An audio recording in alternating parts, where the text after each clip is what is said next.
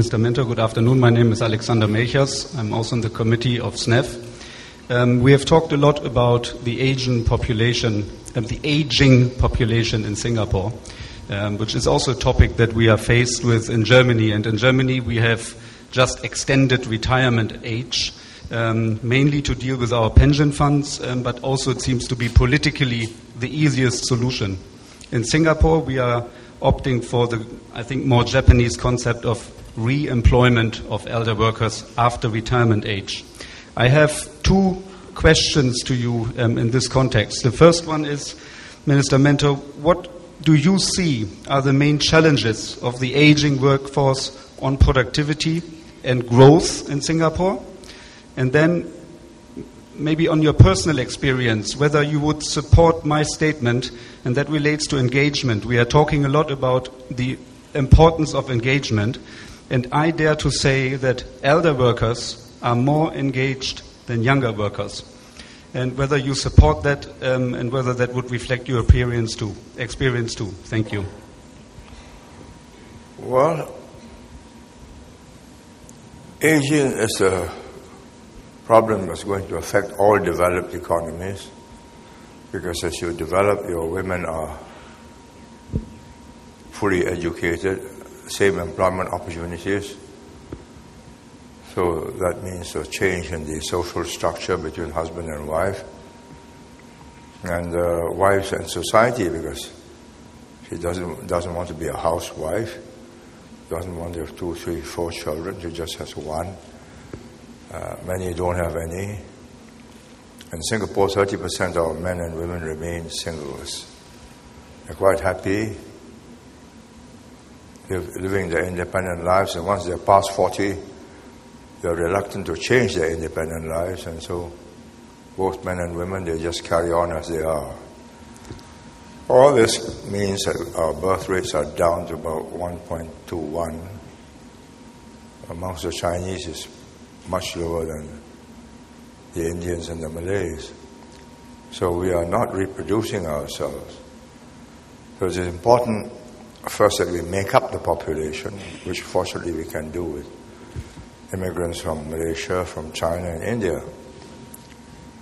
But when they come in, the women soon adopt the practices of our women, because when they are in China, they don't send their children to ballet classes and special tuition and so on. When they come here, they want to keep up with their neighbors.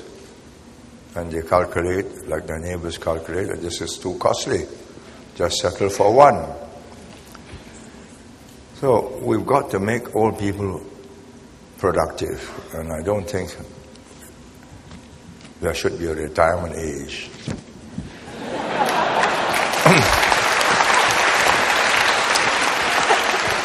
You work as long as you can work, and you will be healthier and happier for it. If you ask me to stop working all of a sudden, I think I'll just shrivel up, face the wall, and that's that. But I'm still functioning, not at the rate at which I was functioning, say, 20 years ago.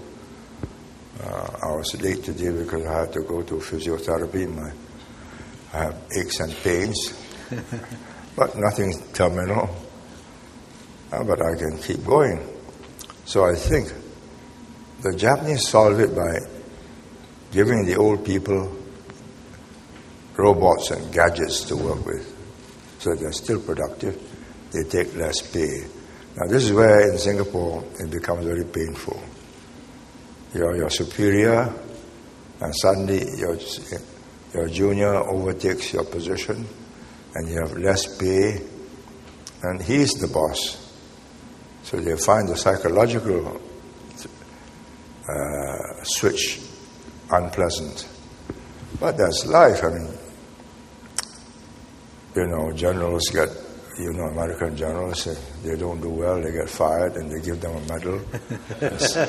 Send a new general. I think we have to develop that approach to life. You have reached the maximum you can do at your age in that position.